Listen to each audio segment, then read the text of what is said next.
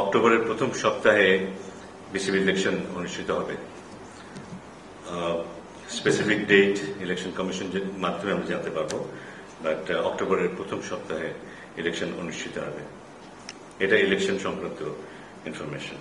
Sports marketing consultancy firm হিসেবে IMG কে approve করা হয়েছে। বিপিএল এর মান পুনরুত্থানের যে অনেকগুলো পদক্ষেপ নিচ্ছে, তার মধ্যে এটা একটা অন্যতম পদক্ষেপ। আমরা জানি যে IMG is one of the most reputed consultancy firm, এবং আমরা আশা করছি যে আইএমজি খুব ভালো ভূমিকা রাখতে পারবে বিপিএল আয়োজনে। সাইমন টাফলের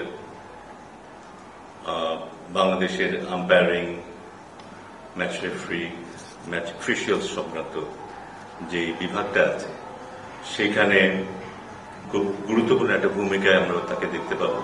2 বছরের জন্য তাকে চুক্তিতে আনা হয়েছে, এবং এই 2 বছর আম্পায়ারিং এর বা ম্যাচ অফিশিয়ালদের মধ্যে যত সেক্টর আছে, যত ভাগ আছে, এই সব ভাগেই সে কাজ করবে।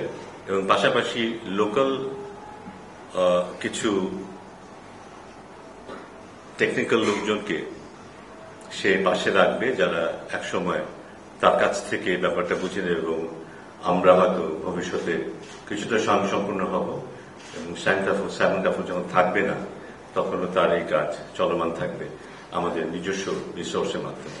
আন্তর্জাতিক মানের, বিশ্বমানের 3 দিনের একটা ব্যাটিং প্রোগ্রাম হবে, যেখানে 2 পৃথিবীর বিশেষজ্ঞ কোচ আসবেন, এবং যারা আমাদের দেশের বিভিন্ন লেভেলে, এলিট লেভেল থেকে জুনিয়র ইন্টারন্যাশনাল যারা কাজ করে খেলোয়াড়দেরকে নিয়ে, তাদের নিয়ে ব্যাটিং এর উপরে একটা স্কিল প্রোগ্রাম কোচদের জন্য আয়োজন করবেন। এবার আমাদের উদ্যোগে একটা লেভেল 3 কোচিং কোর্স হবে, যেখানে অস্ট্রেলিয়ান টিচাররা, এডুকেটররা আসবেন এবং এই কোর্সটা কন্ডাক্ট করাবেন। এখানেও আমাদের সবচাইতে সম্ভাবনা হয় হায়ার লেভেলে যারা কোচিং এ এখন অভ্যস্ত, কিন্তু লেভেল 3 কোর্স যারা এখনো করতে পারেননি, তাদের জন্য এই কোর্সটার আয়োজন হবে, এবং এটাও খুব হাই প্রোফাইল একটা প্রোগ্রাম হবে। বিপিএল সংক্রান্ত যে ফ্যাক্ট ফাইন্ডিং যে কমিটিটা করা হয়েছিল, 3 সদস্য বিশিষ্ট, তারা তাদের রিপোর্ট দিয়েছে, এটা আপনাদেরকে জানানো হয়েছে ইতিমধ্যে। তাদের রিপোর্ট আমরা দেখেছি, পেয়েছি। এখন একটা টিম গঠন করা হয়েছে, যে 4 সদস্য বিশিষ্ট একটা টিম গঠন করা হয়েছে, যারা এটা রিভিউ করবে, এবং বিসিবির এখন করণীয় কি, এখানে যেই রেকমেন্ডেশন আছে বা যে বিষয়গুলো উঠে এসছে, সেই পরিপ্রেক্ষিতে বিসিবির করণীয় কি, সেটা বিসিবিকে জানাবে।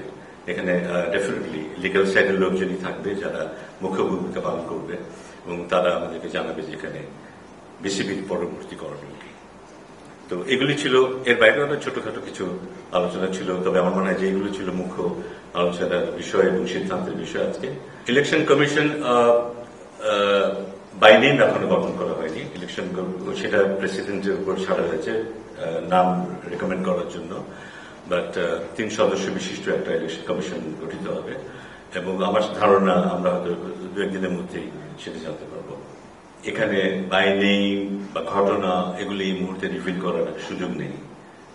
যদি আমি এখন ব্যক্তিগতভাবে ওই জিনিসটা পড়িনি, এখন পুরোপুরি ওটা ব্যক্তিগতভাবে এটা বলার সুযোগ নেই, ঘটনা বা নাম এগুলি বলার সুযোগ নেই যদি থেকে থাকে।